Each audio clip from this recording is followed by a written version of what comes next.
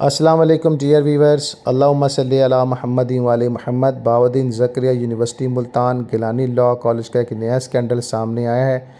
آپ سب کو اپڈیٹ کرتا چلوں، بہاؤالدین زکریا یونیورسٹی جنوبی پنجاب کی مشہور ترین سرکاری یونیورسٹی ہے اور top ranking world ranking university ہے۔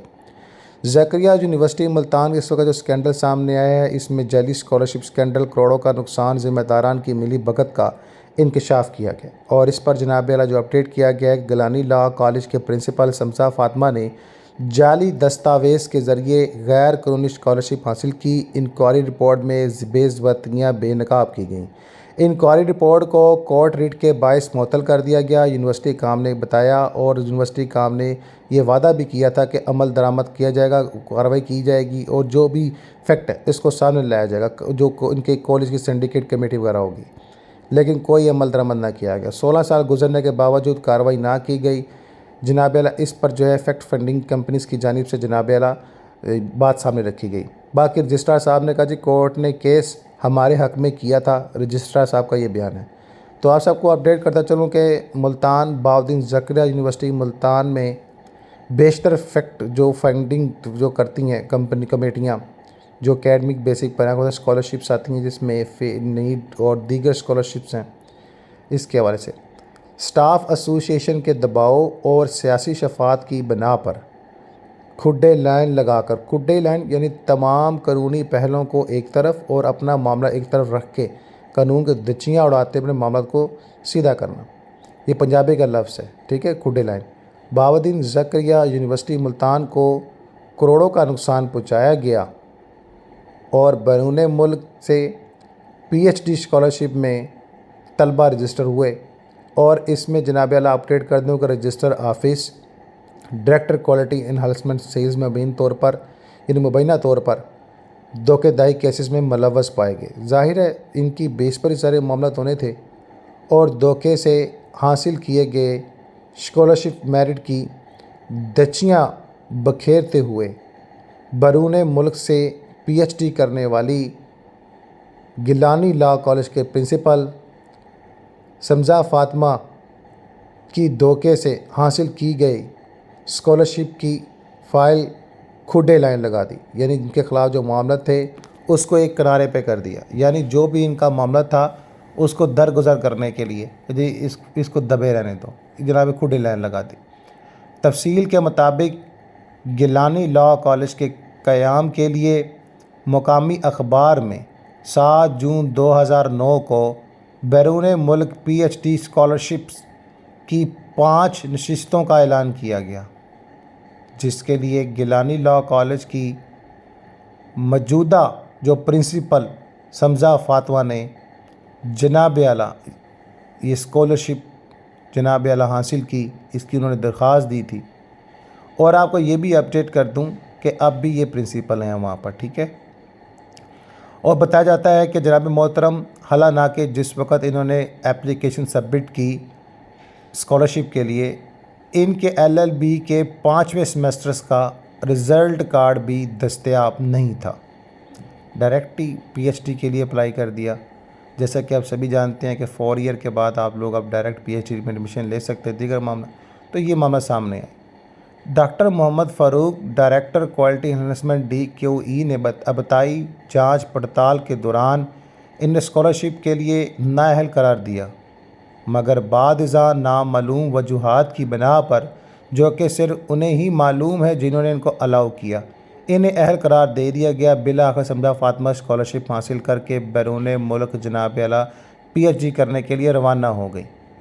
تاہم اسکالرشپ کے ایک امیدوار کی شکایت اور ہائر ایجوکیشن کمیشن کی ہدایت پر اس وقت کے وائس چانسلر نے اس معاملے کی چھان بین کے لیے ایک انکوائری کمیٹی تشکیل دی۔ کمیٹی نے اپنی رپورٹ میں یہ واضح قرار دیا کہ سمزہ فاطمہ درخواست کے وقت اس اسکالرشپ کے لیے اہل نہ تھیں اور ان کے اس کیس کے حوالے سے جناب اعلیٰ بہت ساری بے ضابطگیاں ہوئی ہیں۔ ان کی رپورٹ میں بہت سی چیزیں واضح آئی ہیں اور انکوائری کمیٹی کی رپورٹ کی روشنی میں انہوں نے بتایا کہ یونیورسٹی نے اسکالرشپ کی رقم جو ہے وہ پھر روک لی اور گیلانی لاء کالج کی موجودہ پرنسپل سمزہ فاطمہ کو شو کاز کا نوٹس بھی جاری کیا، جس کا انہوں نے تحریری جواب بھی دیا، جس کے مطابق سمزہ فاطمہ اسکالرشپ وصول کرنے کے وقت قابل نہیں تھی، یعنی اس وقت جو اسکالرشپ کی اناؤنسمنٹ کی گئی ایلیجیبلٹی نہیں بنتی تھی، اور انکوائری رپورٹ کو فیصلہ کے لیے سنڈیکیٹ اجلاس میں پیش کیا جانا تھا، مگر اس ساری صورتحال کو بھانپتے ہوئے اس دوران سمزہ فاطمہ نے Lahore high court Multan bench میں فنڈز کے اضاء کے لیے ریٹ پٹیشن دائر کر دی۔ عدالتی کارروائی کے دوران یونیورسٹی کے نمائندے نے وائس چانسلر کی طرف سے وعدہ کیا کہ ڈی کیو ای اس وقت کے رجسٹرار اور سلیکشن بورڈ کے ارکان کے خلاف تادبائی کارروائی کا معاملہ سنڈیکیٹ میں پیش کیا جائے گا، لیکن یہ وعدہ بھی پورا نہ ہوا۔ اس روز سمزہ فاطمہ کے وکیل نے عدالت سے ریکویسٹ کی، یعنی درخواست کی کہ فنڈز جاری کیے جائیں اور اگر بعد میں وہ قصوروار پائی جائے تو اسکالرشپ یا وظیفہ جو بھی ہے ٹیوشن فیس کی رقم ان کے ضامن سے جناب اعلیٰ پھر وصول کی جائے گی۔ سمزہ فاطمہ نے پی ایچ ڈی مکمل کرنے اور یونیورسٹی میں شمولیت کے بعد چیک سے معاملات کو مینیج کر کے ہائی کورٹ میں دائر اپنی رٹ واپس لے لی۔ سمزہ فاطمہ کی رٹ واپس لینے کے بعد ان کے خلاف اور یونیورسٹی کے ذمہ داران کے خلاف انکوائری رپورٹ اپنی جگہ قائم ہے، اور نہ ہی ایسے کسی مجاز اتھارٹی یا عدالت نے کالعدم قرار دیا ہے، لہٰذا انکوائری رپورٹ کو اندرونی طور پر ہی جناب محترم دبا دیا گیا، یعنی دبا دیا گیا، جو کہ سمزہ فاطمہ کی رٹ کے باعث معطل ہو چکی تھی۔ اس بارے میں موقف کے لیے جب بہاؤالدین زکریا یونیورسٹی ملتان کے رجسٹرار اس وقت کے اعجاز احمد سے رابطہ کیا گیا اور پوچھا گیا کہ گیلانی لاء کالج کی پرنسپل سمزہ فاطمہ کا اسکالرشپ وصول کرنا چونکہ جناب محترم غیر قانونی تھا، اور یہ تمام تر وجوہات ان کی فیکٹ فائنڈنگ کمیٹی میں بھی واضح طور پر موجود ہیں، تو پھر ان کی تعیناتی بھی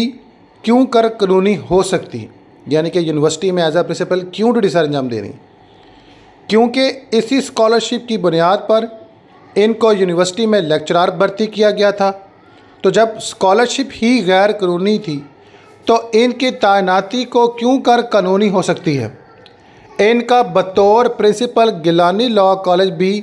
تعیناتی کیسے قانونی ہو سکتی ہے؟ یہ سارے معاملات یہ سوال پوچھا کہ جب ساری چیزیں ان کے خلاف ہیں، جو ایلیجیبلٹی نہیں بنتی، پھر ان کو آگے کیوں ان کو رکھا ہوا ہے؟ ان کی فیکٹ فنڈنگ کمیٹی کی رپورٹ کے مطابق 16 سال گزرنے کے باوجود کوئی کارروائی کیوں نہیں کی گئی، اور ان کا موقف تھا کہ عدالت نے میرے حق میں فیصلہ دیا تھا، مجھے ریٹ پر اسکالرشپ ملی تھی۔ یہ میڈم جو ہے سمزہ کے کہنے